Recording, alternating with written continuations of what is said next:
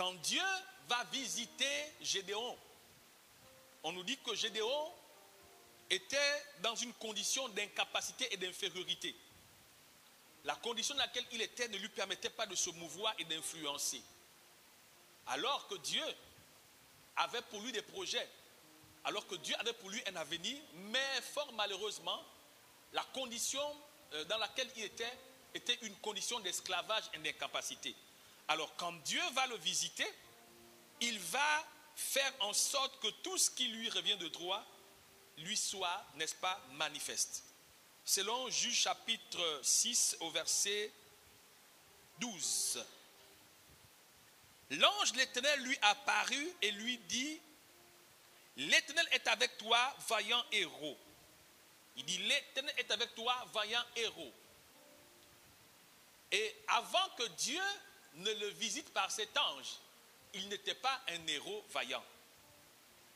D'où la réplique, n'est-ce pas, au verset 13. Gédéon lui dit, ah, mon Seigneur, si l'Éternel est avec nous, pourquoi toutes ces choses nous arrivent-elles? Pourquoi toutes ces choses sont-elles arrivées? Et où sont tous ces prodiges que nos pères nous racontent quand ils disent, l'Éternel ne nous a-t-il pas fait monter hors d'Égypte? Maintenant, l'Éternel nous abandonne et il nous livre entre les mains de Madian. Voici la réplique de quelqu'un à qui Dieu dit, je suis avec toi. Avant cette visitation, il avait une conception, il avait une analyse, il avait une appréhension des choses, il avait un système de pensée. Quand Dieu visite quelqu'un, effectivement, la vie de la personne change.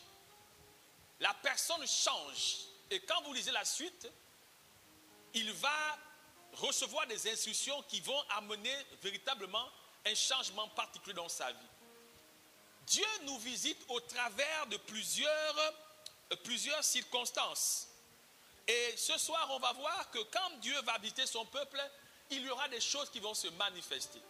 Vous savez, bien aimé en Christ Jésus, prenons très au sérieux la grâce que nous avons d'être à l'église. Quand le Seigneur va visiter, il va visiter par Jésus. Alors Jésus est l'élément que Dieu va utiliser pour nous visiter. Et puis Jésus est la parole, nous au commencement était la parole. Donc Dieu nous visite par sa parole en permettant des circonstances qui vont être résolues par la parole qui est Jésus. Il dit, dans notre verset de base, j'en sais pas son peuple. Alors quand nous lisons Luc chapitre 1, verset 71, 74, 76, 77, 79, on va voir que Dieu va révéler beaucoup de choses qui feront partie de la visitation du Seigneur. Alors, selon Luc chapitre 1, 74, 71, 74, 76, 77, 79, je fais la lecture rapidement. Un sauveur qui nous délivre de nos ennemis et de la main de tous ceux qui nous haïssent. Alléluia.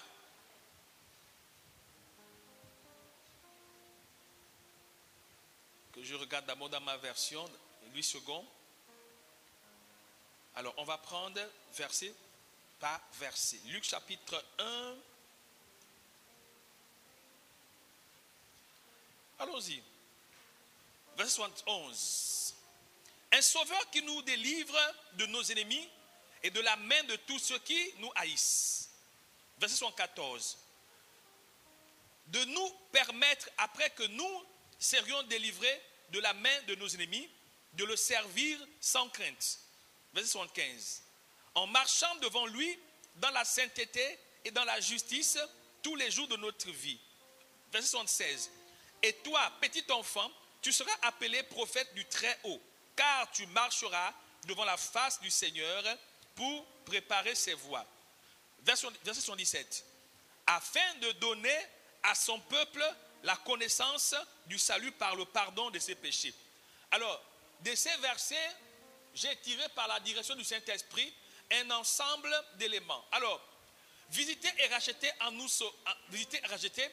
et en nous sauvant de la main de nos ennemis. Alors, quand Dieu nous visite, nous rachète, il nous sauve de la main de nos ennemis. Ça veut dire qu'il nous fait changer de source d'influence.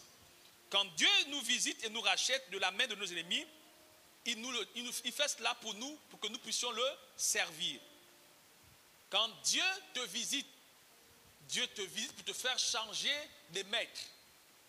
Il te visite pour te faire changer d'influence. Ça veut dire que avant tu étais sous l'influence du diable, maintenant tu es sous l'influence. Avant tu servais le diable, maintenant tu le sers. Donc quand Dieu te visite, il y a quelque chose qui se passe. Visiter et racheter afin de marcher dans la sainteté et la justice. Quand Dieu nous visite, nous ne péchons plus, mais nous marchons dans la sainteté et dans la justice. Visiter et racheter afin de nous faire changer d'identité, de petit à grand. Donc, Dieu nous visite pour nous faire changer d'identité. Avant, on était des petits, après, on devient des serviteurs. Donc, on était des personnes inutiles, mais on devient de quoi? Des personnes utiles. Visiter et racheter afin de nous accorder la connaissance du salut. Avant, nous étions ignorants. Maintenant, nous recevons la connaissance. Tous les versets que j'ai lus au préalable, donc Luc chapitre 1, 71, 74, 75, 76, 77, 79. De ces versets, on voit que Dieu nous explique, attendez que je retrouve, voilà. Il nous explique que un sauveur qui nous délivre, donc Dieu nous délivre par le sauveur qui est Jésus. Et Jésus c'est qui? C'est la parole. Il est la parole faite chair. Donc quand on parle de Jésus, c'est une personne, mais caractérisée par la parole. Donc quand on parle de Jésus, on parle de la parole. Quand on parle de Dieu, on parle du Créateur.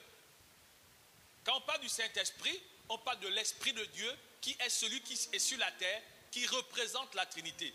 Donc le Saint-Esprit est celui qui représente Dieu sur la terre.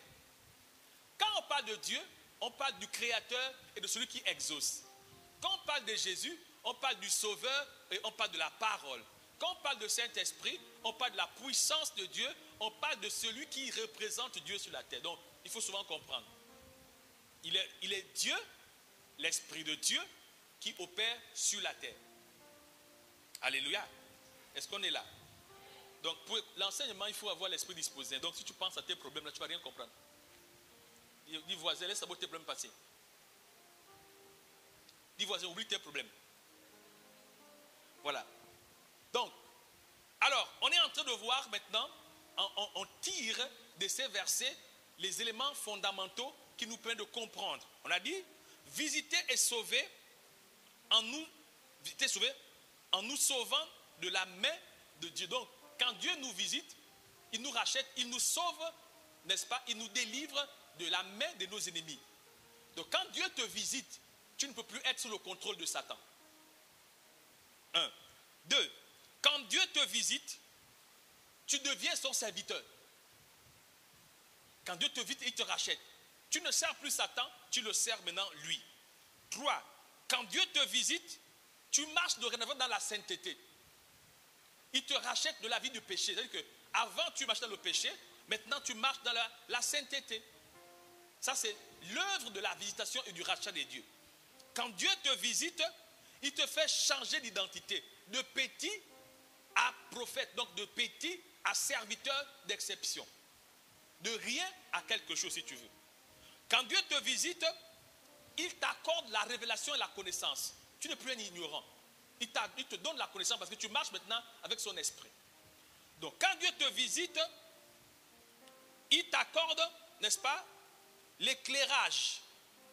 Tu arrives dorénavant à identifier les œuvres des ténèbres. Il t'accorde la lumière. Quand Dieu te visite, il te visite afin d'être dirigé vers le chemin de l'éternité. On ne quitte pas le monde pour partir en enfer.